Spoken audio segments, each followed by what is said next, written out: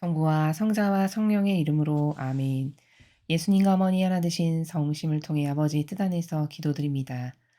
사랑할 하느님 아버지, 모두를 다 바쳐 저희들의 내적이고 외적인 모든 것을 다 바쳐 아버지께 사랑을 드립니다. 또한 아버지의 온유하시고 완전하신 사랑은 찬미와 영광을 영원히 받으시옵소서.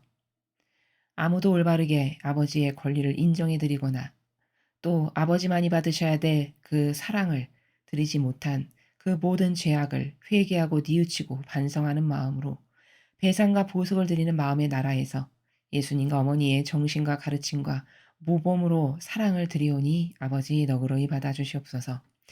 또한 아버지, 이 대한민국에 아버지께서 허락하셔서 새로 뽑힌 리더, 그 지도자를 축복하여 주시옵소서. 또 그 주변에 예수님과 어머니의 정신과 가르침과 모범의 속성을 닮은 선의 세력을 많이 파견하여 주셔서 이제 그들이 아버지의 충직한 도구가 되어 그들이 인간적인 뜻으로 이 나라를 다스리는 것이 아니라 단순히 아버지의 도구로서 아버지께서 그들을 움직이셔서 그들을 통해 이 나라에 세워놓으신 위대하고 원대하신 그 아버지의 새천년 시대를 열어가시고자 하시는 대한민국에 세운 모든 계획이 한치 오차 없이 이루어지기를, 즉 아버지의 뜻만이 다스리시고 차지하시고 지배하시고 정복하여 주시옵기를 갈망으로 전드립니다. 이 모든 기도 우리 주 예수 그리스도의 이름으로 기도드리나이다. 아멘. 성부와 성자와 성령의 이름으로 아멘. 안녕하십니까? 하느님의 뜻성교의 피아수녀입니다. 여러분들과 함께 복음 말씀, 성경 안에 담겨져 있는 아버지의 그 신적인 나라에 대해 함께 학습해 보도록 하겠습니다. 2022년 3월 13일 사순제 2주일입니다. 제1독서 창세기 15장 5절에서 12절, 17절에서 18절까지의 말씀입니다. 그 무렵 하느님께서 아브람을 밖으로 데리고 나가서 말씀하셨다. 하늘을 쳐다보아라. 네가 셀 수 있거든 저 별들을 세어보아라. 그에게 또 말씀하셨다. 너의 후손이 저렇게 많아질 것이다. 아브람이 주님을 믿으니 주님께서 그 믿음을 의로움으로 인정해 주셨다. 주님께서 그에게 말씀하셨다. 나는 주님이다. 이 땅을 너에게 주어 차지하게 하려고 너를 칼데아의 우르에서 이끌어낸 이다. 아브람이 주 하느님, 제가 그것을 차지하리라는 것을 무엇으로 알 수 있겠습니까? 하고 묻자 주님께서 그에게 말씀하셨다. 3년 된 암송아지 한 마리와 3년 된 암염소 한 마리와 3년 된 순양 한 마리 그리고 산비둘기 한 마리와 어린 집비둘기 한 마리를 나에게 가져오너라. 그는 이 모든 것을 주님께 가져와서 반으로 잘린 반쪽들을 마주보게 차려놓았다. 그러나 날짐승들은 자르지 않았다. 맹금들이 죽은 짐승들 위로 날아들자 아브람은 그것들을 쫓아냈다.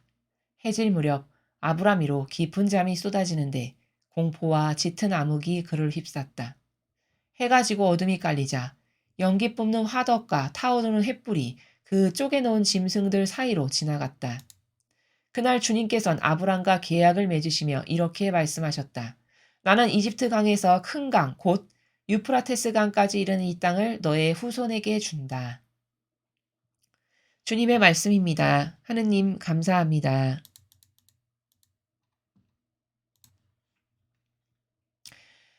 오늘 이 내용은, 이 창세기의 내용은 이제 하느님께서 아브람을 통해서 축복을 해주시겠다라고 약속하시는, 계약을 맺으시는 그런 내용입니다. 우리는 오늘 이 창세기 15장의 내용을 통해서 발견할 수 있는 게 뭐냐면은, 하느님 백성, 드디어 하느님 백성의 시작이 이 아브라함부터 시작되고 있음을 발견할 수 있습니다. 공식적으로 아버지께서 내가 너를 통해서 너의 후손이 이렇게 별처럼 많아지게끔 내가 할 거다라고 선언을 하셨죠. 그러니까 이것은 하느님 교회의 시작이요, 하느님 백성의 시작이 이제 아브라함부터 시작됨을, 그러한 축복이 선언됨을 우리가 확인하고 있습니다. 그런데 여기서 하나 눈여겨볼 내용이 뭐냐면은 축복을 해주시겠다라고 하는데 아브라함이 무엇을 하냐면 이렇게 재물을 갖다 바치죠. 9절에 보면, 그쵸? 3년 된 암송아지, 3년 된 암염소, 3년 된 순양, 산비둘기, 집비둘기 이런 걸 가져와서 이렇게 제물로 쭉 주님의 제단에다 이렇게 놓고 예물로 바침을 알 수 있습니다.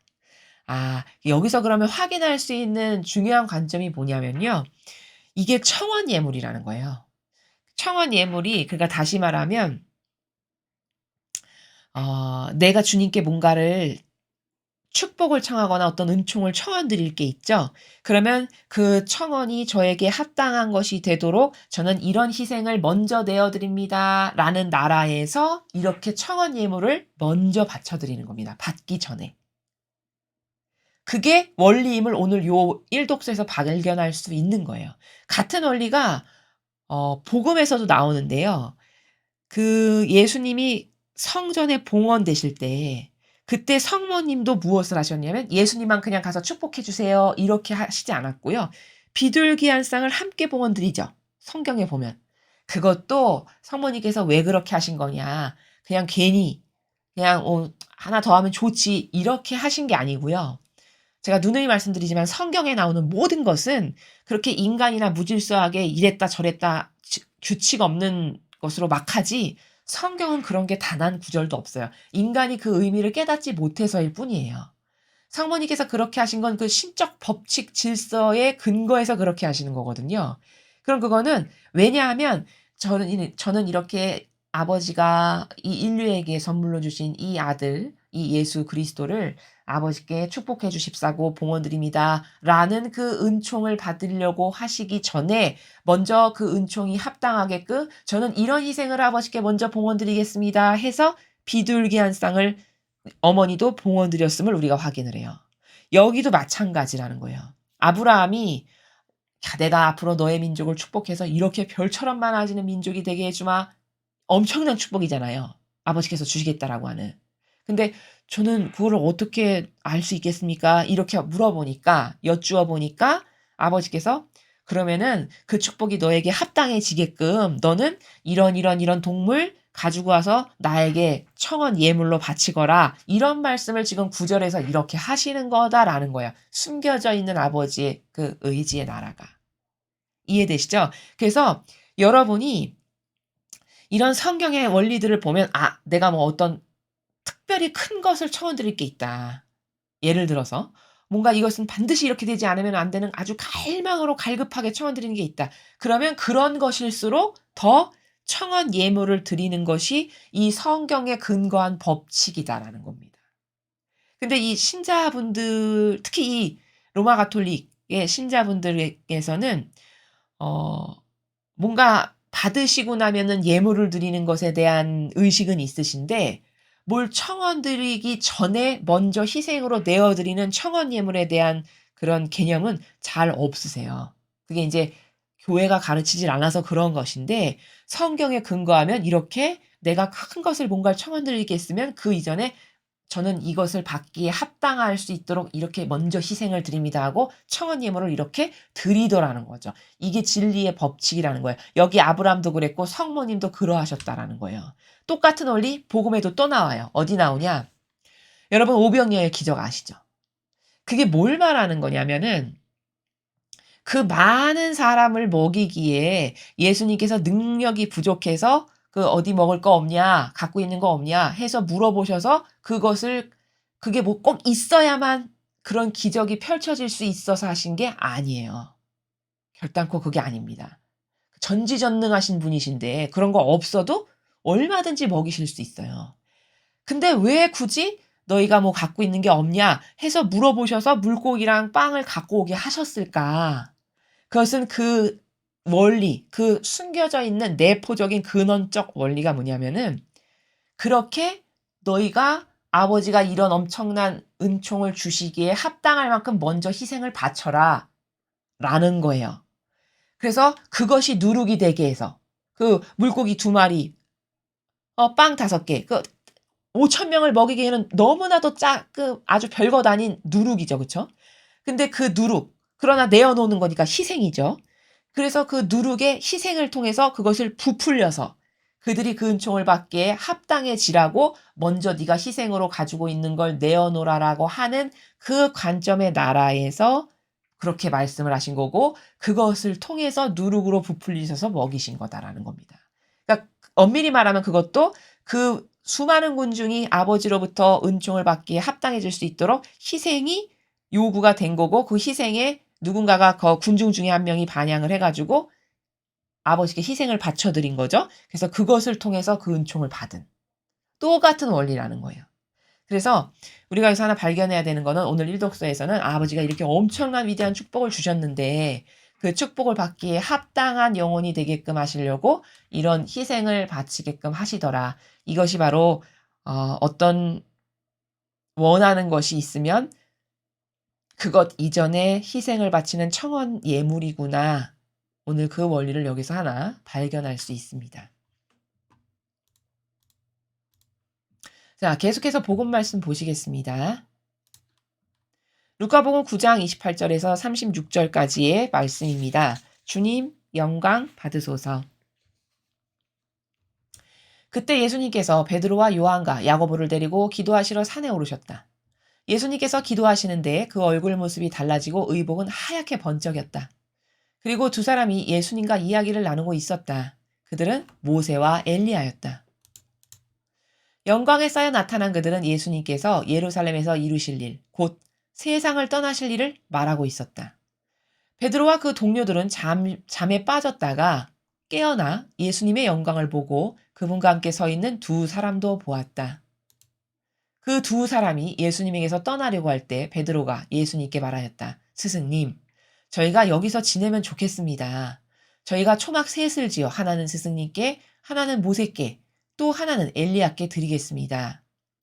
베드로는 자기가 무슨 말을 하는지도 몰랐다. 베드로가 이렇게 말하는데 구름이 일더니 그들을 덮었다.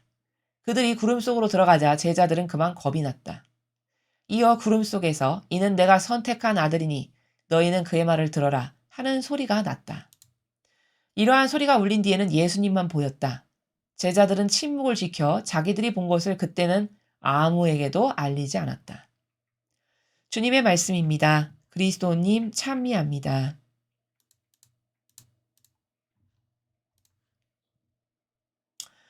오늘 이 복음에서 우리가 중요하게 알아야 될 관점은 하나입니다. 어떤 거냐면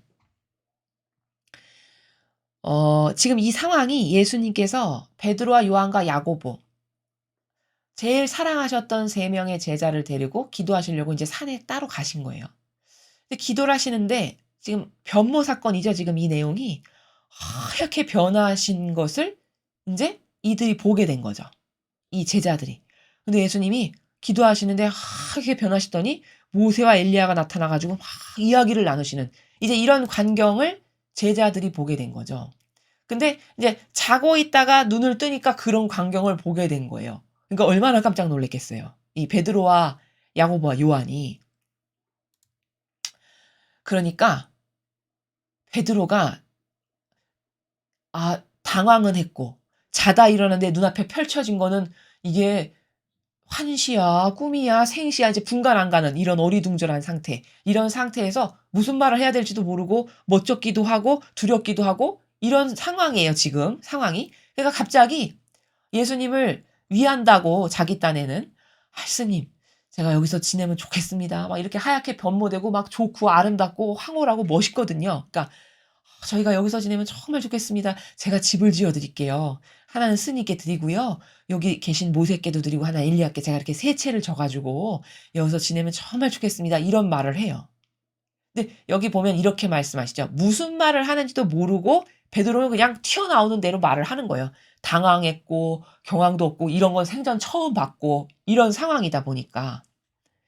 그랬더니 베드로가 이렇게 말을 하자마자 말이 끝마치기가 무섭게 무슨 현상이 벌어졌냐면 구름이 확 일어나더니 여태까지 눈앞에 생생하게 펼쳐져서 제자들도 다 봤는데 구름이 싹 일어나더니 다 덮어버렸어요.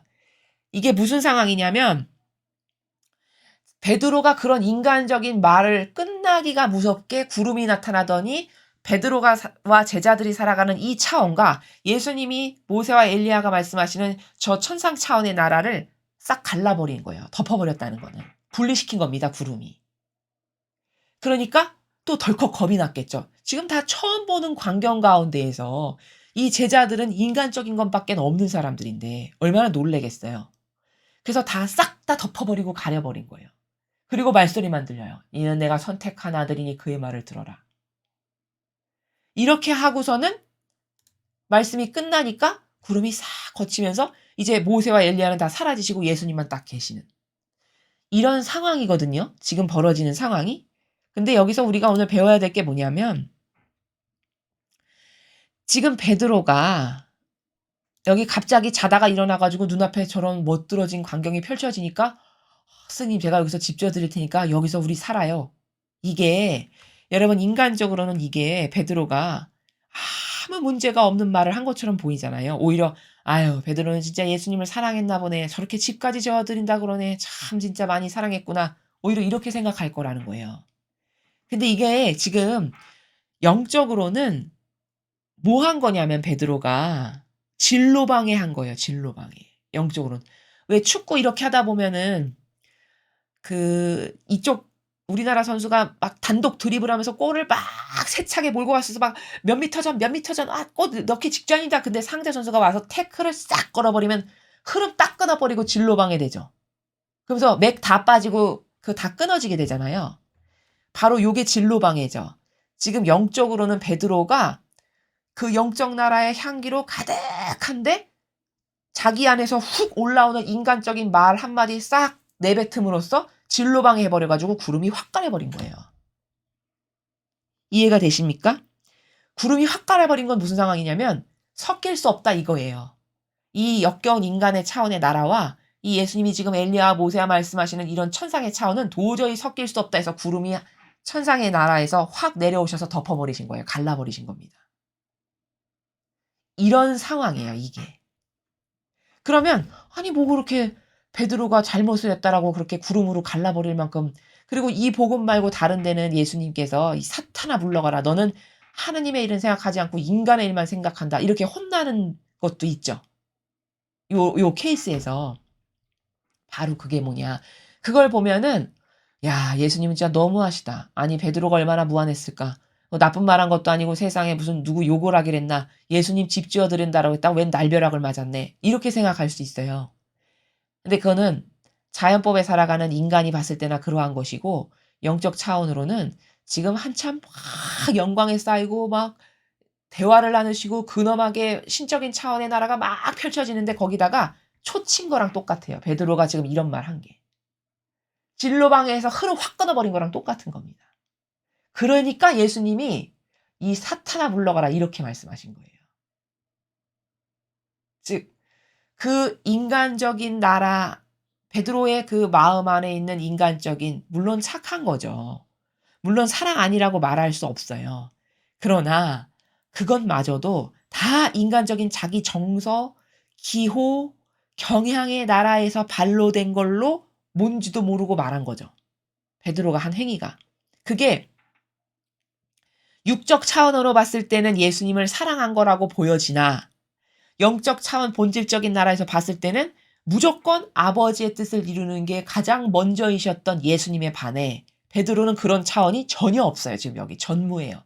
아버지의 뜻을 이루어드는 거 그런 거에 관심도 없고 개념도 없고 그것에 대한 어떤 막중한 책임감 이런 거 전혀 없는 무지한 상태예요. 그리고서 그냥 자기의 병든 기호와 감성이 어떤 때는 이 말도 했다가 또 어떤 때는 저 말도 하고 이런 상태란 말이죠. 영적으로. 이거는 사람 눈으로 봤을 때나 착한 거지 영적으로는 아주 나쁜 거예요. 그렇게 해서 이 천상 나라의 흐름이나 영적인 나라를 방해하는 그 인간적인 그 자신의 뜻에서 발로된 것으로 다 끊어버리는 이런 거라는 거죠. 그래서 우리는 이 베드로와 같은 차원에서 뭔지도 모르고 영적인 것하고 이렇게 인간적인 건 절대 섞일 수 없다라는 것을 지금 보여주시는 거거든요. 그래서 구름으로 가려버리신 거거든요. 차단시켜 버리신 거거든요. 그 정도로 인간적인 나라가 나쁜 거예요. 역겨운 거고. 근데 사람은 그게 그렇게 나쁘고 역겹다라는 걸 잘 모르니까 그렇게 자기 병든 기호와 정서와 감성에서 불라불라 떠들고 말 많이 하고 누구 평가도 하고 단죄도 하고 외의 나라에서 변명도 하고 이게 다 오늘 베드로가 "스승님 제가 집 지어 드릴 테니까 여기서 함께 사시죠." 이것과 똑같은 차원의 기타 등등의 다른 무수히 많은 나라라는 겁니다. 이걸 갖고 있는 한, 이걸 버리지 않는 한 이런 신적인 차원의 예수님께 가까이 갈 수 없어요. 이거 오늘도 구름으로 가려 버리잖아요. 끊어 버리는 거예요. 차단해 버리는 거예요. 이거 어울리지 않는다고. 그래서 이 영적 도전을 하고 더 예수님이나 성부님이나 아버지께 가까이 가려는 사람이 필수 불가결하게 해결해야 되는 첫 번째 조건이 자아를 버리지 않는 한, 즉 자기 포기를 하지 않는 한, 육적인 내 것이 무엇인가 있는 한 갖고 있으면 있을수록 하느님이나 예수님이나 어머니하고는 가까워질 수 없고 하나 될 수 없다가 오늘 이 복음을 통해서 발견할 수 있는 답이다라는 겁니다. 그래서 우리가 인간적인 차원의 나라에서 사랑을 이해하는 것과 신적인 차원의 나라에서 진짜 아름다운 훌륭한 신적 사랑이라는 것은 달라요.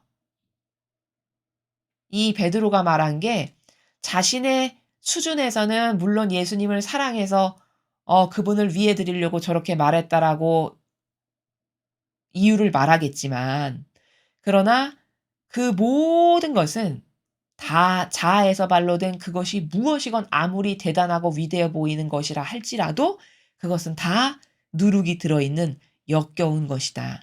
하느님만을 위하고 이웃을 위한 것이 아닌 내 기호, 정서, 경향, 내 뜻, 내 선 이게 지금 베드로의 선이죠. 그쵸?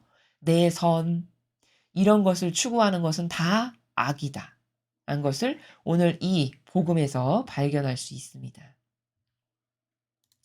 자, 그래서 오늘 우리 복음에서는 그 인간적인 것과 신적인 것은 절대 섞이거나 하나 될 수 없다. 그게 베드로가 말하자마자 구름으로 가려버리신 나라가 바로 그래서이다. 그러니까 자아를 버리고 자기 포기를 하는 것이 하느님께 가까워지고자 하는 사람이 해결해야 될 첫 번째 선수적 과제다라는 거고요.